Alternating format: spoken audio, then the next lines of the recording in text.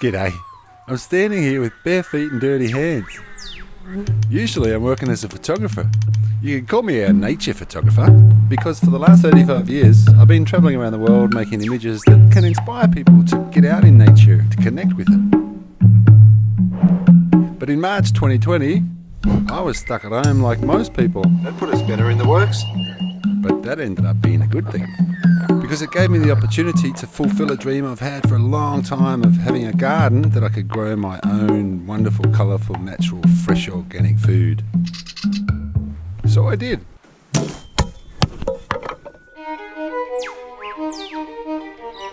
The good thing is that the photographer part of me, GoPro Start Recording, has still been using all this camera gear that I've been accumulating over the years. So now I can share the journey with you.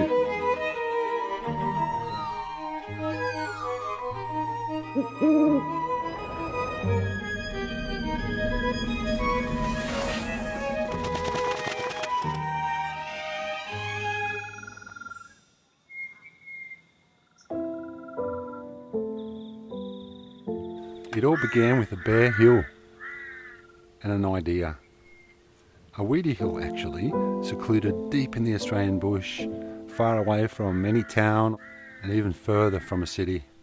The cows here have been keeping most of the weeds down, and they've been pooping everywhere, which has been really good for the soil. I think they like it up here on the hill. Always sunny, great view. I moved here from Denmark about 18 months ago, and at that time I knew very little about the local seasons and the local bugs. In fact, apart from my mother teaching me about how plants get their energy from the sun, which I remember only because it's called photosynthesis, and a little bit about how to find earthworms in cow manure. Oh, look at those worms. I knew pretty much zilch about gardening when I started putting up an electric fence here to keep the cows out.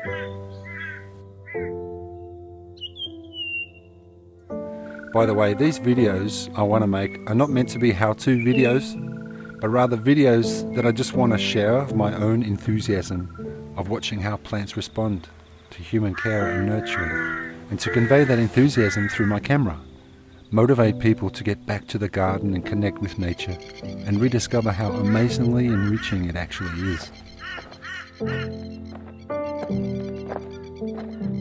When I began the journey, a whole new world opened up to me. When my body is grounded and I was eating food that I've grown myself, we'll have a taste of it. I really and truly enter another state of well-being. And that's the journey I want to share. The Weedy Garden, it's all about trial and error.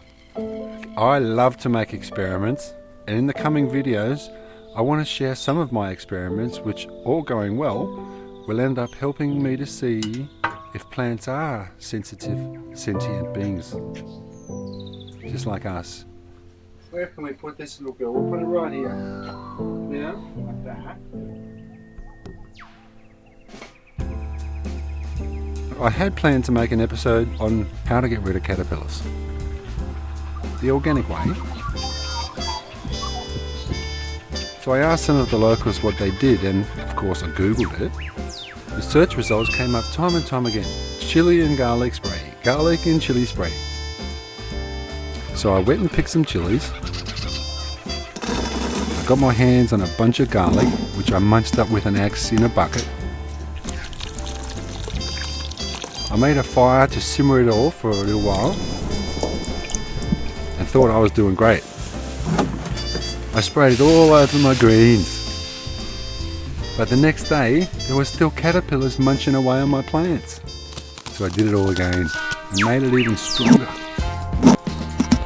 But they're not stupid either. Here in the bush, there are lots of birds around during the day. So caterpillars seem to hide and rest when the sun's out. And the best way to see the caterpillars is the poo. They leave poo on the leaves, you see. If you can't see it like straight on there, then you take a look underneath the leaf, and then you'll see it here, look, see? Boom. At night, however, when the birds are sleeping, caterpillars were still binge feeding on my garden of baby broccoli. Oh, g'day viewers. Yeah, back here at night time looking for grubs. Look at that little fella. They're so small. So I did an experiment and put 2 broccoli leaves in front of my camera. I sprayed one of the leaves with my homemade organic chili and garlic spray and not the other. Then I put a handful of the hungry culprits in with them. A day later, it was obvious the spray was useless. It ended up being a daily routine of collecting caterpillars by hand and taking them far away from the edibles. See where your mates are going, mate. Oh, I can hear a magpie. Be careful.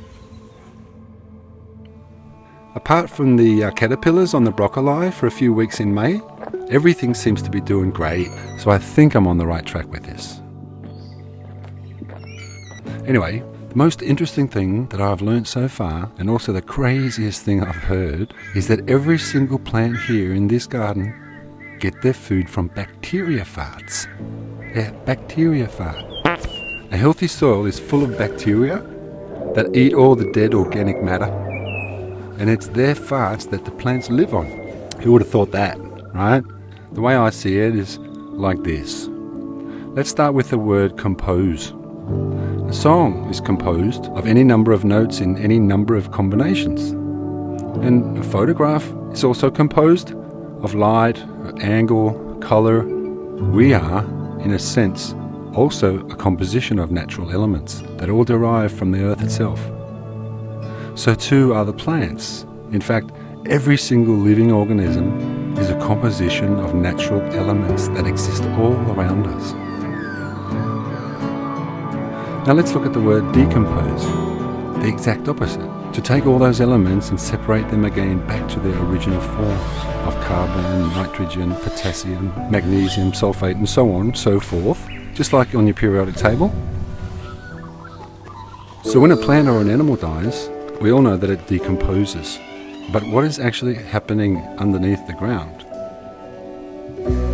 Well, you have earthworms and bugs and all sorts of things that eat and die and get eaten. And at the end of that food chain, there are the tiny, tiny little things you can't even see with your naked eye, the soil bacteria.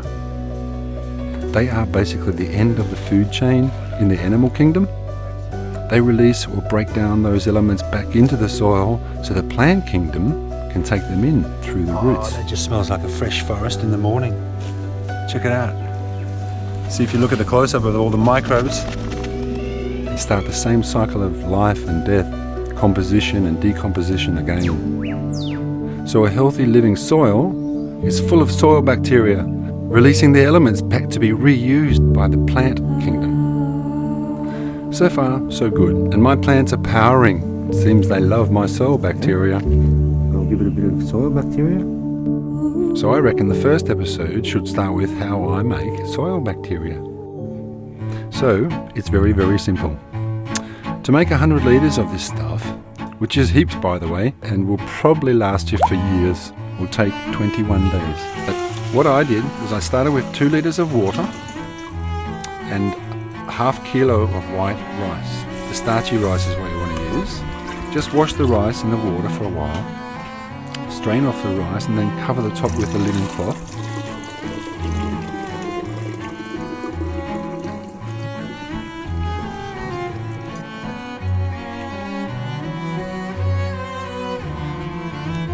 And put it in the cupboard for 7 days. Put the rice in the fridge because you can use it for dinner.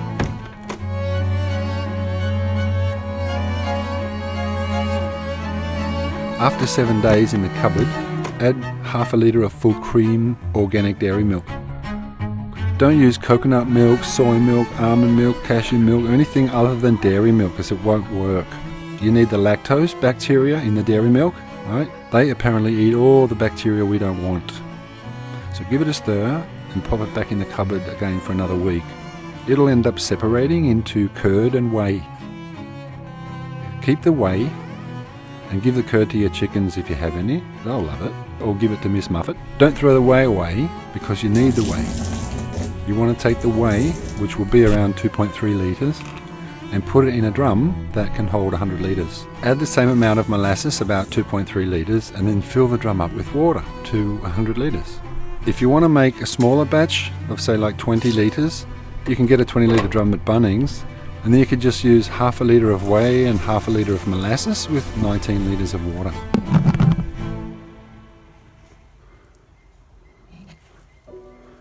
So when you take the lid off, you have soil bacteria by the trillions, and you can use them straight away. Just take 100 mils of it in a 9-litre bucket and add water. I use this to water around the base of my plants, and imagine it's like pouring in busloads of tourists to the Forbidden City that are all going to eat and fart so the plants get healthy and happy for my troubles.